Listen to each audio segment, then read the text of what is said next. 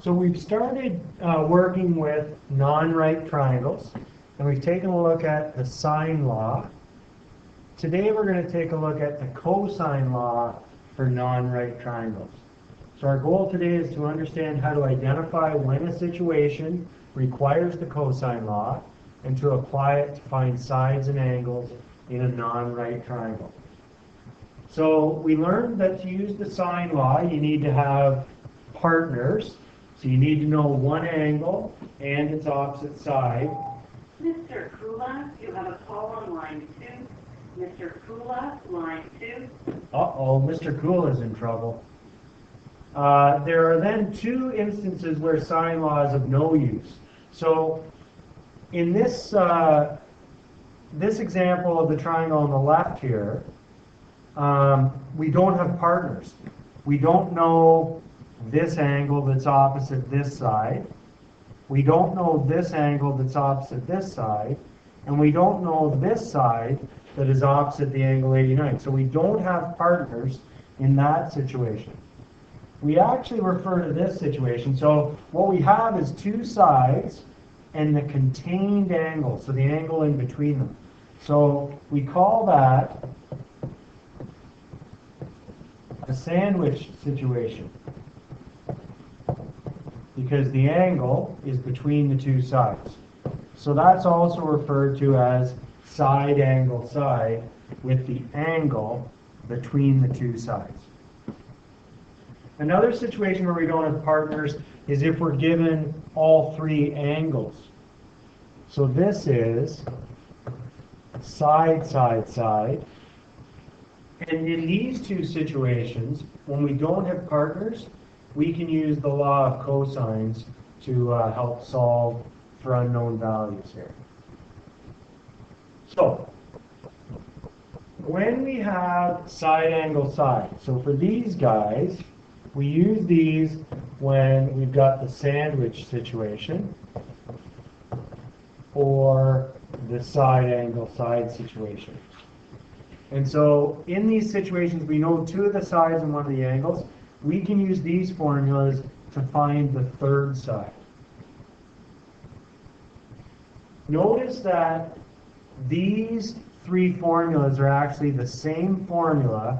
It's just that in this case we're solving for A, in this case we're solving for B, in this case we're solving for C.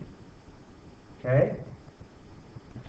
And if you take a look at the pattern involved in this formula, you can see that when we're solving for A squared in this first formula, we've got B squared plus C squared. We've got minus 2BC.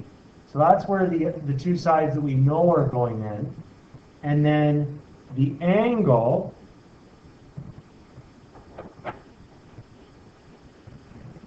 that we know is going on the end there.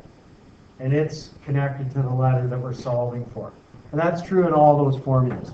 Now this formula may look confusing, but it's going to make more sense when we look at some examples here. So let's take a look at the first example here. So we're trying to find the unknown side here. So we have triangle ABC, and we're trying to solve for side C. So I'm going to use this formula here. I'm going to copy it down. So C squared equals A squared plus B squared minus 2AB cos C. And then I'm going to plug in my values here. So my information from the triangle. So side C is opposite angle C. So that means X is going in for the C. Side A is opposite angle A. So that's going to be 12 squared there. And then side B is opposite angle B. So B is 14 here. So when I plug things into the formula here, I get to the end, and it's cos of angle C, and we know that angle C is 105 degrees. So I'll put cos 105 degrees. Okay? Probably a good idea to put brackets around those two guys when we put them in so that we know that that's multiplication. And at this point, I'm going to do I'm going to do a couple of steps here. So the first thing I'm going to do is, I'm just going to figure out what 12 squared is. So if I do 12 squared, that's equal to 144. So I'm going to put 144 where the 12 squared is. Now I'm going to do 14 squared. So 14 squared gives me 196. So I'll put 196 here. And now I'm going to multiply all of these things together. So I have to do, and I know there's a minus in front here, so I'm just going to multiply 2 times the rest, and I'll put the minus out in front before I calculate it. So now I'm just going to do 2 times 12 times 14 times, and on my calculator I have to do cos 105, and then I hit enter. Now I get a negative value there, so because that's negative, the negative and this negative, if I write it like this, so it's going to be negative, and I get 86.9632. So I'm going to round that to 4 decimal places. I need to be careful because in this situation here, when I have a minus and a minus, that actually is a plus. So on my next line, I'm going to take the square root of whatever I get when I add those numbers together. So now I'm going to add the 144 plus 196 and then plus 86.9632. So when I add those together, I get 426.9632. And my last step is to take the square root of that. So on my calculator, I have to do square root of the answer that I just got. And when I do that, I get 20 point. And here they want me to round it to 1 decimal place. So you always need to check for that. So in this case, when I round to 1 decimal place, I get 20.7 centimeters as the length of side x. And we need to check and make sure that that answer makes sense. And it totally makes sense because side x is the longest side in the triangle. You can tell by looking at it. It's opposite the biggest angle, 105. And 20.7 is bigger than 12 and bigger than 14. So that makes sense in that situation. Okay, find the value of the missing 2 sides, the missing side to 2 decimal places. Excuse me. So, in this case, I'm trying to find side x. It's actually across from angle A. So I'm going to use the a squared version of that formula. So remember, I add the squares of those 2 sides, subtract 2bc, and then it's going to be cos angle A at the end here.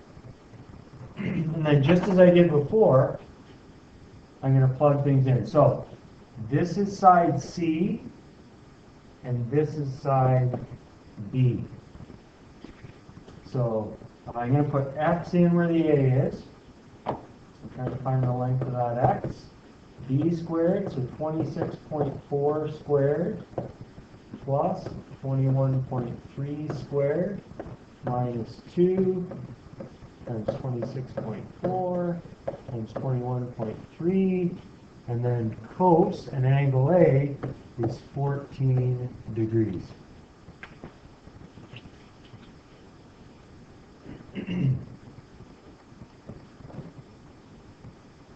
So x squared equals, and when I square these guys, I get 696.96 plus 453.69.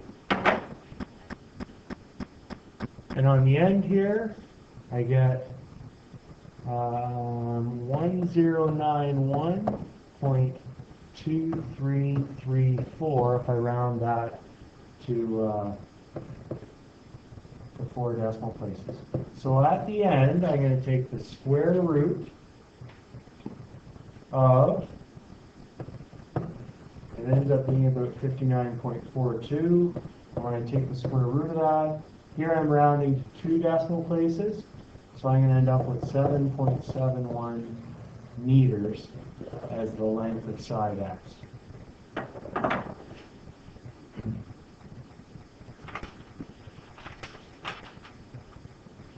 Okay, so now, let's see.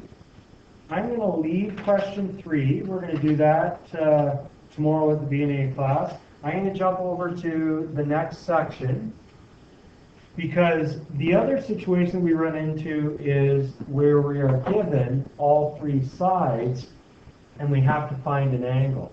So you can see, Line 2, line 2.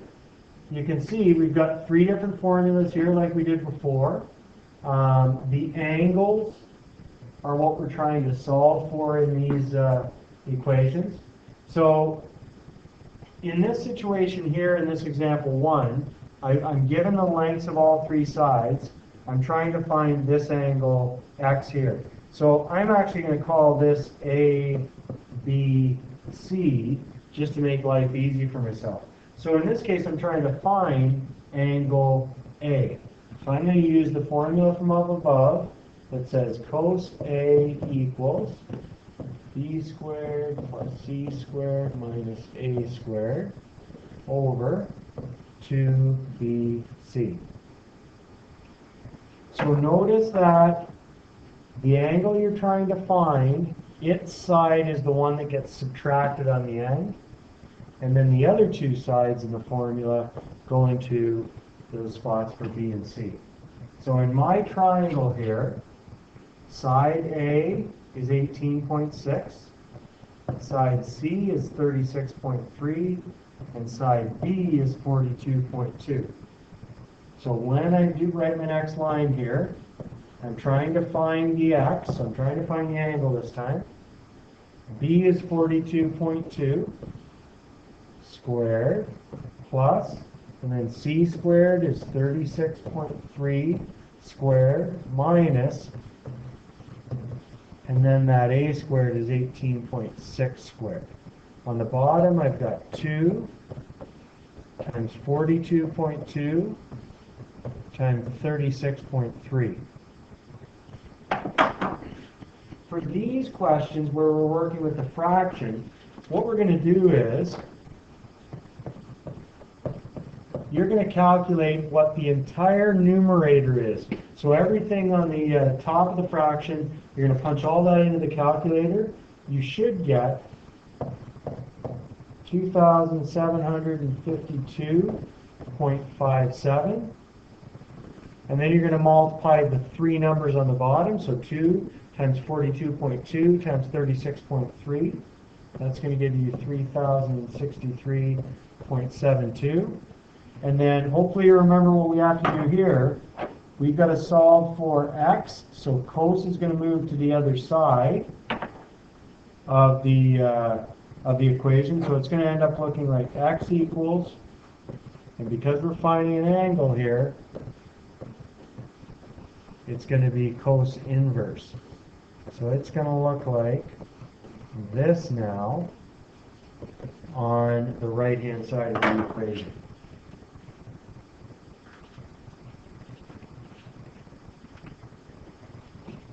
So I'll get my calculator here again. Where's it gone? There it is. Okay, awesome. So I'll clear all that mess. Okay, so I need to do cos inverse, and then I'm going to punch in 2752.57 divided by 3063.72. Close that bracket, and then hit enter. And so I end up with an angle of 26 degrees when I round it to the nearest degree. So x is equal to 26 degrees. Okay, so the last one here, example 2 for this part, we're going to do that tomorrow as a warm-up as well, so you'll get practice using both formulas in that warm-up. Okay, thanks. We'll see you tomorrow.